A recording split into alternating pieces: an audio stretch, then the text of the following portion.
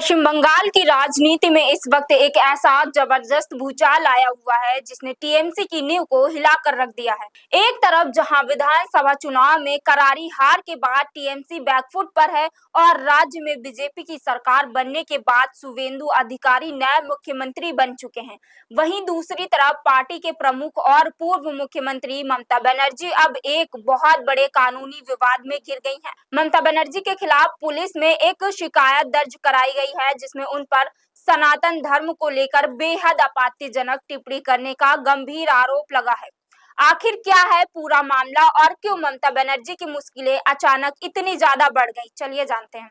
नमस्कार, मैं प्रियंका सोनकर और आप देख रहे हैं India 24x7 live TV. Siliguri के साइबर थाने में अधिवक्ता रिंकी चटर्जी सिंह ने ममता बनर्जी के खिलाफ एक लिखित शिकायत दर्ज कराई है।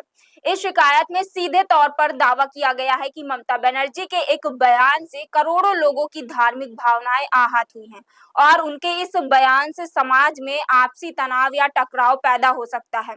अब आप सोच रहे होंगे कि ममता बनर्जी ने ऐसा क्या कह दिया। दरअसल शिकायत में आरोप लगाया गया है कि साल 2025 में कोलकाता में आयोजित एक ईद कार्यक्रम के दौरान ममता बनर्जी ने मंच से सनातन हिंदू धर्म को लेकर कथित तौर पर आपत्तिजनक बातें कही थी। विवाद मुख्य रूप से उस बयान को लेकर है जिसमें उन्होंने गंदा धर्म जैसे शब्दों का इस्तेमाल किया था। इसी बयान को आधार बनाकर अब उनके खिलाफ कानूनी कार्रवाई की मांग की जा रही है। ममता बनर्जी अभी इस कानूनी पचड़े से संभल भी नहीं पाई थी कि उनकी ही पार्टी के अंदर एक और बड़ा धमाका हो गया है। पश्चिम बंगाल के विधानसभा चुनाव में टीएमसी को जो करारी शिकस्त मिली है उसके साइड इफेक्ट्स अब खुलकर सामने आने लगे हैं।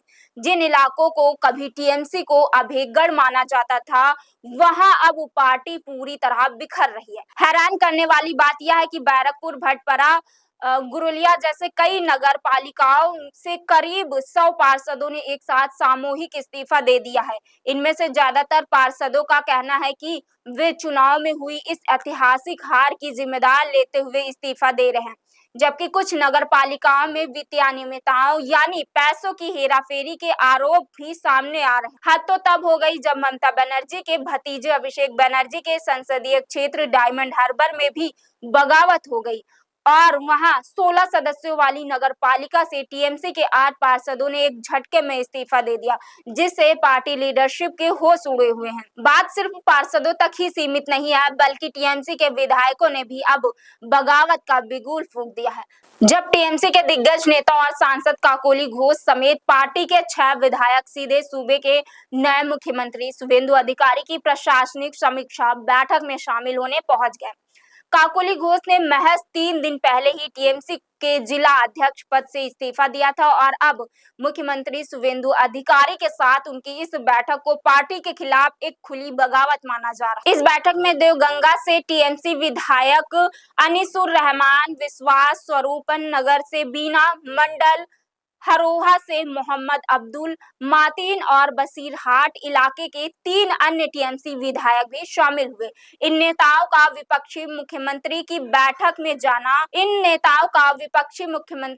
बैठक से जाना साफ दिखाता है कि टीएमसी के अंदर अब ममता बनर्जी की पकड़ कमजोर होती जा रही है। अब सवाल उठता है कि टीएमसी के नेता अपनी ही पार्टी से इतने नाराज क्यों हैं। दरअसल बीजेपी के सत्ता में आने के बाद से टीएमसी के अंदर भारी असंतोष और गुस्से का माहौल है। पार्टी के कई बड़े नेताओं का मानना है कि इस करारी हार के लिए कोई और नहीं बल्कि डायमंड हार्बर के सांसद अभिषेक बनर्जी और चुनाव रणनीतिकार कंपनी आईपैक जिम्मेदार है। नेताओं का आरोप है कि पार्टी की जमीनी कार्यकर्ताओं को नजरअंदाज किया गया, जिसका नतीजा आज सबके सामने है। एक तरफ पुलिस केस और दूसरी तरफ पार्टी के भीतर या अंदरूनी कलह। ममता बनर्जी के राजनीतिक करियर के लिए यह अब तक का सबसे मुश्किल दौर साबित हो रहा। अब देखना होगा कि क्या ममता बनर्जी अपनी बिखरती हुई पार्टी को संभाल पाती हैं या फिर पश्चिम बंगाल की राजनीति में टीएमसी का यह संकट और गहरा जाएगा। इस पूरे मामले पर आपकी क्या राय है, कमेंट सेक्शन में हमें जरूर बताएं। मिलते हैं अगली वीडियो में।